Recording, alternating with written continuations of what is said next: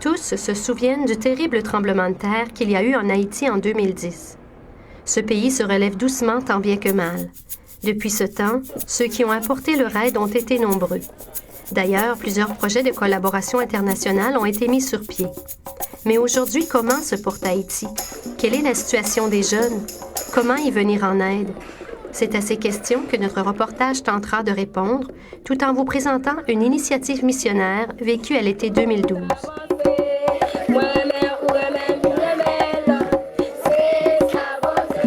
L'Église catholique, partout en Haïti, est unie et il y a toujours la présence de l'Église qui est très forte. Dans n'importe où on va, on voit qu'il y a la présence du diocèse ou de l'hierarchie et de l'universalité de l'Église qui est là. Les jeunes expriment l'espérance de la foi dont on parle aujourd'hui à l'Église. Ce sont les jeunes qui prennent en charge presque toutes les responsabilités à l'Église et même les tâches les plus importantes. Pour moi, je dis que quand quelqu'un va en Haïti, il ne va pas seulement apporter, il va recevoir.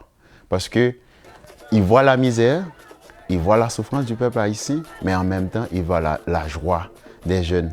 Les jeunes qui disent « Comment vas-tu? Je vais bien », même si ils souffrent, il est animé un désir d'exprimer la vie, d'exprimer la joie et de vivre ensemble.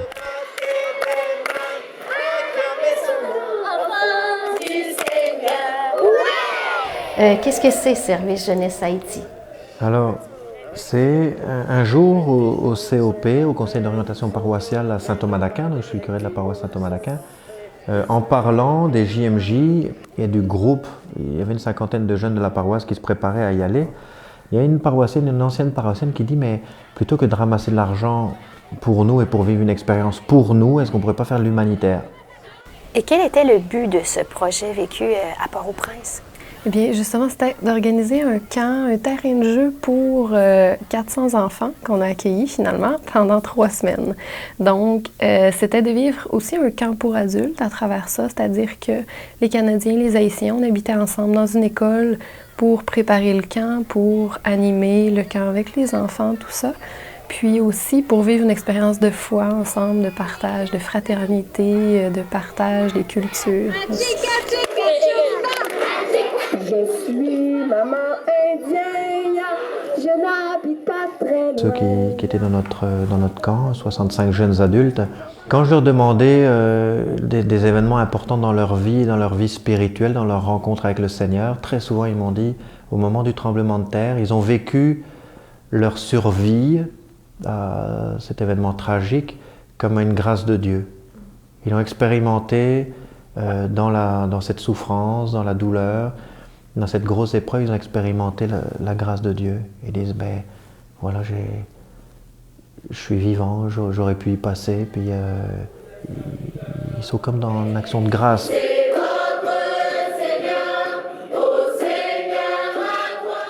Si quelqu'un va en Haïti, il va dire, mais pourquoi on ne m'avait pas invité avant? Moi-même, ce que j'ai dit, ma parole d'honneur ou d'encouragement, c'est si quelqu'un a la possibilité au moins d'encourager le voyage d'un jeune, n'importe comment, même si ce n'est pas un vêtement ou quelque chose d'autre, il faut l'encourager. Moi, j'appuie ça et j'encourage beaucoup cette initiative. J'en retiens beaucoup de choses, c'est certain, mais la plus grande, si je peux dire, c'est vraiment la liberté intérieure que j'ai expérimentée en étant dans des conditions matérielles simples, mais surtout à travers le contact avec les Haïtiens aussi, en choisissant de remettre ma confiance dans le Seigneur pour les événements qui vont arriver, pour le déroulement du camp, pour tout ce qui ne m'appartient pas en fait. C'est pas toujours facile d'être orphelin en Haïti, on l'a expérimenté. Et puis même, il y en a qui ont témoigné, il y avait une coopérante française qui disait, à la fin de notre camp, elle disait « ça fait 1 an que je suis là et je n'avais jamais vu sourire comme ça ». Et donc les enfants ont comme... En fait, on leur a créé, grâce au camp, en tout cas c'était mon image, comme une petite arche de Noé, une petite arche d'amour. Le bonheur, l'amitié, l'amour, ben, c'est plus fort que tout, puis c'est l'essentiel de la vie. Puis ça se trouve pas à travers les richesses matérielles, puis on n'a pas besoin d'être dans notre confort, dans les conditions idéales pour le trouver, pour le vivre, pour le partager.